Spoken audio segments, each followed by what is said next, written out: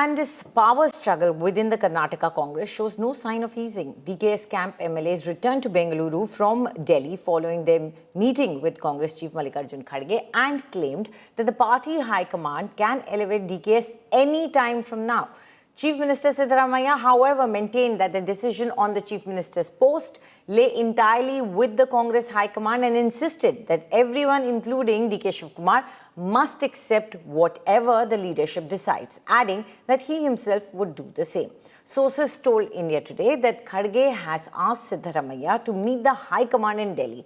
The Chief Minister is expected to travel to the capital by the end of the month for crucial discussions with the party's top brass. While Siddaramaiah and DK Shivkumar are fighting for the top job, Karnataka Home Minister G. Parameswara has also hinted that he too is in the race, reminding that he led the party's victory in 2013, but never took credit for it. He also added that if he won in 2013, things would have been different. He individually, if he would have won, because he lost, and pointed out that KPCC presidents don't always become CM.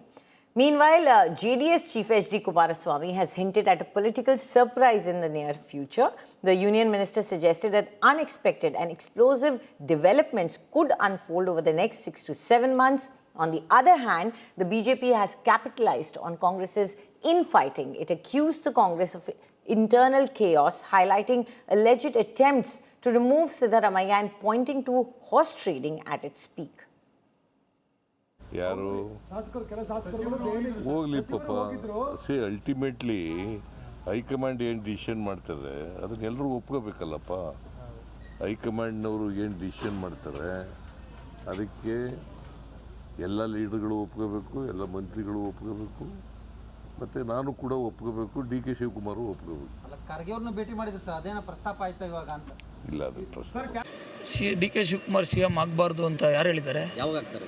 ಯಾವ high command ತೀರ್ಮಾನ ಮಾಡ್ತದೆ ಅದನ್ನ? ಯಾವಾಗ ಆಗ್ಬೋದು? ಯಾವಾಗ high command ಯಾವಾಗ ಬೇಕಾದ್ರೂ ಮಾಡ್ಬೋದು, 2028 ಯಾವಾಗ ಬೇಕಾದ್ರೂ ಮಾಡ್ಬೋದು. ಹೈಕಮಾಂಡ್ ಯಾವ ಸಂದರ್ಭದಲ್ಲಿ ಮಾಡಬೇಕು, ಯಾವ ಸಂದರ್ಭದಲ್ಲಿ ಪವರ್ ಶೇರಿಂಗ್ ಮಾತುಕತೆ ಆಗಿದೆ, ಅದೆಲ್ಲ ಹೈಕಮಾಂಡ್ ದೊಡ್ಡ ದೊಡ್ಡ ನಾಯಕರ ಮಟ್ಟದಲ್ಲಿ ಆಗೈತೆ. ಅವರು ಆಗಿದೆಯೋ ಇಲ್ವೋ ಅಂತ ಅವ್ರ ಪಕ್ಷದ ದೊಡ್ಡ ಮಟ್ಟದ ಲೀಡರ್ ಗೊತ್ತವ್ರೆ. ನಾವಿನ್ನೂ ಮೊದಲನೇ ಬಾರಿ ಶಾಸಕರು ನಮ್ಮ ಮುಂದೆ ಮಾತಾಡ್ತಾರೆ ಅದನ್ನ.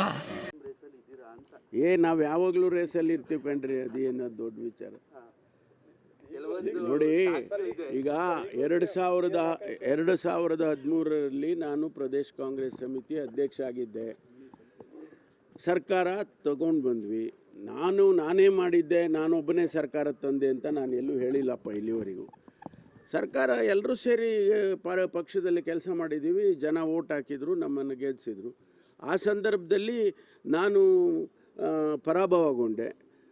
ಒಂದು ವೇಳೆ ನಾನು ಗೆದ್ದಿದ್ದರೆ ಏನಾಗ್ತಿತ್ತೋ ಗೊತ್ತಿಲ್ಲ. ಅವತ್ತು ಹೌದು ರೇಸಲ್ಲಿದ್ದರೆ ಸ್ವಾಭಾವಿಕವಾಗಿಯೂ ಪ್ರದೇಶ ಕಾಂಗ್ರೆಸ್ ಸಮಿತಿ ನಮ್ಮಲ್ಲಿ ಕನ್ವೆನ್ಷನ್ ಇದೆ, PCC ಅಧ್ಯಕ್ಷರಿಗೆ ಒಂದು ಅವಕಾಶ ಕೊಡ್ತಾರೆ. ಅದು ಕೆಲವು ಸಂದರ್ಭದಲ್ಲಿ ಆಗೋದಿಲ್ಲ. ಅದು ನನ್ನ ಕಾರ್ಯಕರ್ತರಿಗೆ ಮನವಿ ಮಾಡ್ತಕ್ಕಂಥದ್ದು, ಮುಂದಿನ ಒಂದು 6-7 ತಿಂಗಳು ಅತ್ಯಂತ ನಿರೀಕ್ಷೆ ಮಾಡದೇ ಇರತಕ್ಕಂಥ ತೀರ್ಮಾನಗಳು ಆಗಬಹುದು. ನಾವು ಯಾರೋ ರಾಜಕೀಯದ ತೀರ್ಮಾನಗಳು ಹೀಗೆ ಆಗಬಹುದು ಅನ್ನೋದನ್ನ ಯಾವ ಪಕ್ಷದ ರಾಜಕಾರಣಿಗಳು ತೀರ್ಮಾನ ಮಾಡ್ಲಿಕ್ಕೆ ಆಗೋದಿಲ್ಲ, ಊಹೆ ಮಾಡ್ಲಿಕ್ಕೆ ಸಾಧ್ಯ ಇಲ್ಲ. ಆ ರೀತಿಯ ಬೆಳವಣಿಗೆ ಆಗ್ತಕ್ಕಂಥ